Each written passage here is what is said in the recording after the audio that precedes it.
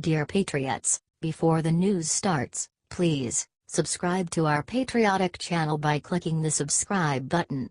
Give us a thumbs up to this video. Don't forget to leave your opinion below in the comments section. Share the news on Facebook and Twitter so you friends see it. Thank you. White House announces Easter egg roll set for April 2nd. 10-year-old Paris Stupar must be ecstatic. White House Press Secretary Sarah Huckabee Sanders on Thursday invited the Fort Campbell, Kentucky native to next month's Easter egg roll. The event, the 140th for the White House, is set for April 2nd, Sanders said. "We are so patriotic in everything we do," Sanders said, reading from a letter Stupar sent to the president. She goes on to write that the president is doing a great job and says that if he would invite them to the Easter egg roll, she would do my happy dance all over the house. "Well, Paris, you can get your dancing shoes out," Sanders said. The annual White House tradition dates back to 1878, with Washingtonians gathering on the South Lawn to celebrate the Monday after Easter. Sanders also extended an invitation to the children of White House press corps members.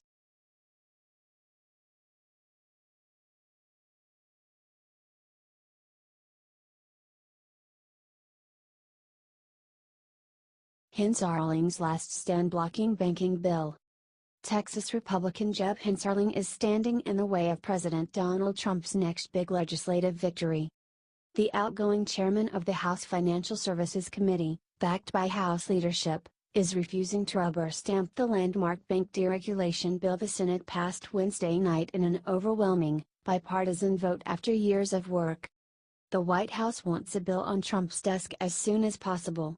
But Hinsarling warned Thursday that the House would sit on the legislation until senators agreed to negotiate how to expand the package to include proposals that would benefit more sectors of the financial industry. That's something the lawmakers are showing no appetite for after a brutal floor debate leading up to the bill's passage. "Some seem to be under the impression that we are going to vote on their bill," Hinsarling said. "They are under a misimpression." Hinsarling's refusal to accept the Senate proposal, which already incorporates about 40 pieces of House legislation, is stoking fears among some in the Trump administration and in the financial industry that their big win may become mired in the House. For the conservative lawmaker, a legacy is on the line. He faces a brief window to put his imprint on the most important banking legislation since the 2010 Dodd-Frank law, probably the last major initiative he'll deal with before he steps down in January. Senate Democrats who helped draft and pass the bill have inflamed tensions with the powerful committee chairman as well as House leaders by saying there's little room to modify the legislation.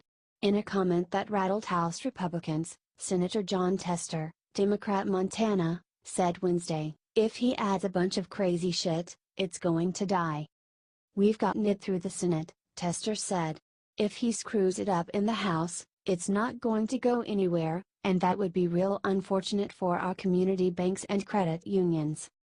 Hinsarling has refused to back down, and he's now trying to force the Senate Democrats to come to the negotiating table. The next step is for certain senators to realize that for this to get to the president's desk they will have to negotiate in good faith, he said. "I'm not sure everyone has awakened to that reality." It's familiar territory for Hinsarling. His tenure as Financial Services Chairman has been marked by a struggle to advance conservative economic policies that he says are critical to protect taxpayers and curtail government intervention in financial markets. He has at times let those steadfast beliefs trump pragmatism, even if it meant losing a legislative battle. This time, he's fighting for bills that he says have broad support from Democrats as well. Since he became chairman in 2013, the Financial Services Committee has been the spawning ground for dozens of pieces of legislation intended to scale back regulations. Amid resistance from former President Barack Obama, the Senate and the top Democrat on his committee, Representative Maxine Waters, Democrat California, much of the legislation that Hinsarling ushered through the House failed to become law. But his deregulatory efforts kept the fire going, said Independent Community Bankers of America President and CEO Cam Fine.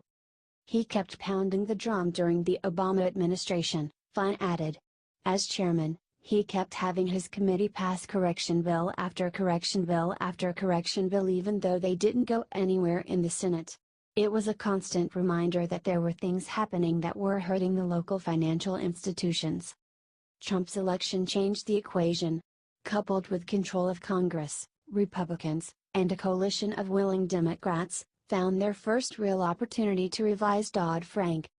Hensarling wasted little time. He drafted a sweeping deregulatory bill called the Financial Choice Act that the House passed in June. It failed to attract a single Democratic vote, dooming its chances of becoming law. Late last year, Hensarling announced his plans to retire and pivoted. He began moving a raft of narrower, bipartisan bills, including pieces of the Choice Act, that would chip away at regulations in a more targeted fashion. At the same time, Senate Banking Chairman Mike Crapo, Republican Idaho, began ramping up talks with moderate Democrats on how to move a wide-ranging bank deregulation bill through the Senate. The negotiations, which built upon talks that had been quietly underway in the Senate for years, produced the bill the Senate passed Wednesday in a 67-31 vote. 16 Democrats withstood a barrage of attacks from the progressive wing of their party to help advance the legislation. The next morning, Hensarling stood his ground. He described the Senate bill as an important first step in getting a bill to the president's desk and demanded that senators sit down with him at the negotiating table. "I have spoken to the Speaker, and I am assured that S. 2155 will stay on his desk unless and until the Senate negotiates with the House," he said. Hensarling's office has circulated a list of 30 bipartisan bills that he wants to be considered. In a press briefing Thursday, Hensarling highlighted a few of them, including proposals aimed at easing rules for angel investors and mergers and acquisitions brokers. In addition, he said there was language in the Senate bill that he wanted to negotiate. Hensarling has declined to highlight that the Senate bill includes dozens of proposals that have also moved through the House, a fact that the bill's supporters are beginning to tout amid the emerging legislative stalemate. "There's a ton of stuff," Senator Heidi Heitkamp, D&D, said Wednesday. National Economic Council Director, Gary Cohn was an honest broker coming back and forth saying, "Here's the list. A lot of what's in this bill already is stuff that has had tremendous support over in the House and the House has done a good job on." For Hensarling, however, it's still worth pushing for a few more to be included. "The good news is if they respect our work product there's so much more for them to choose from," he said. A Crapo spokeswoman declined to comment Thursday on Hensarling's request for negotiations. Democrats indicated they had no desire to expand the Senate legislation. Heitkamp said in a statement that the bill was carefully crafted so it would maintain strong bipartisan support. Hensarling is insisting on negotiations even as some House Republicans have admitted publicly that the Senate was already under strain.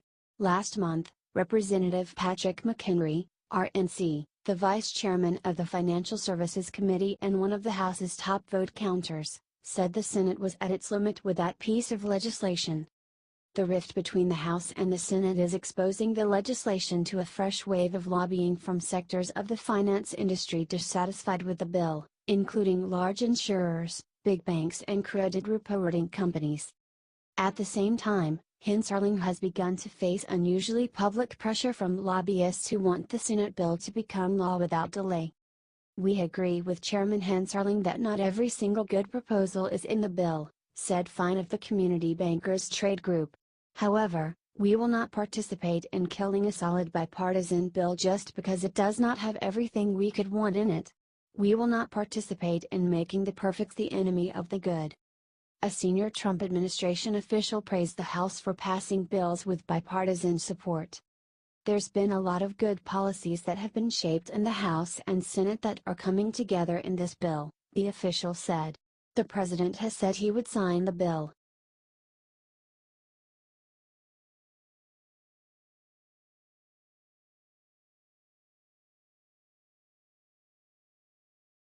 Lawyer says Trump org cooperating with Mueller probe after subpoena news. President Donald Trump's private company scrambled Thursday to show it has long been cooperating with special counsel Robert Mueller's investigators in response to a media report that it had gotten a new subpoena for documents tied to the Russia probe.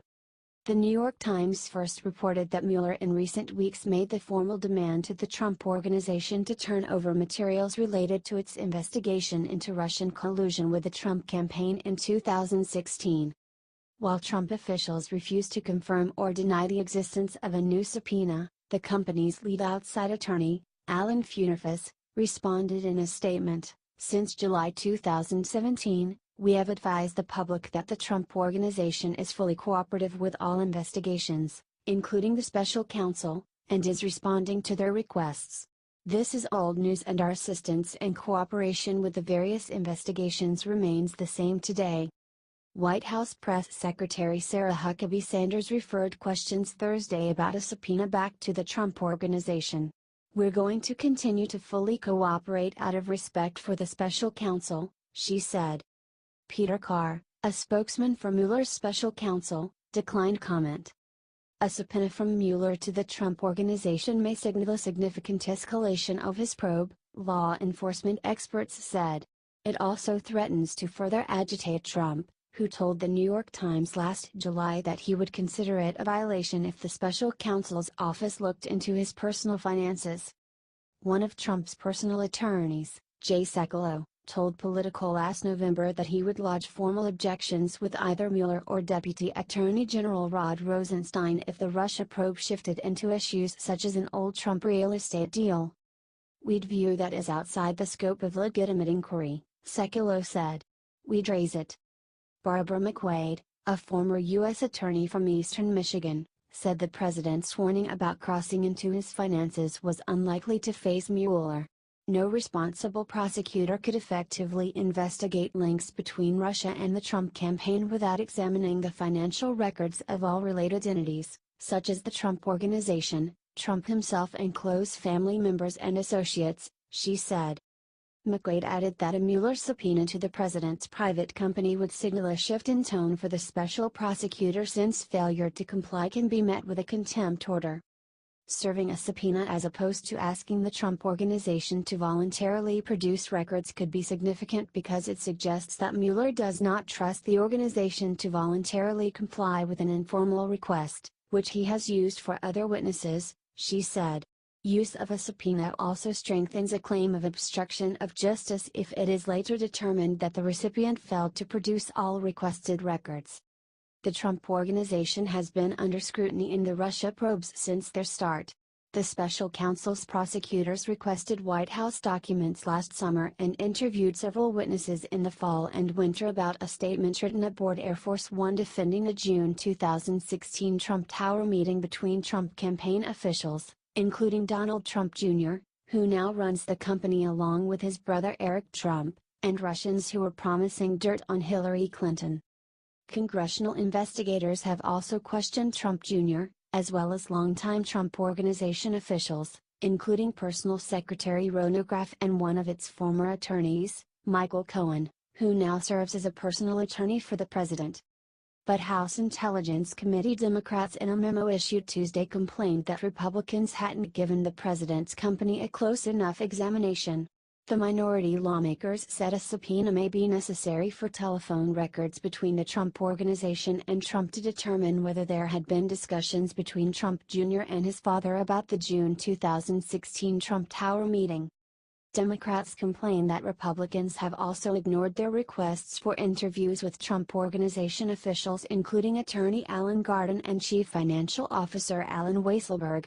They've also have previously requested an interview with Eric Trump, a key advisor from the 2016 campaign.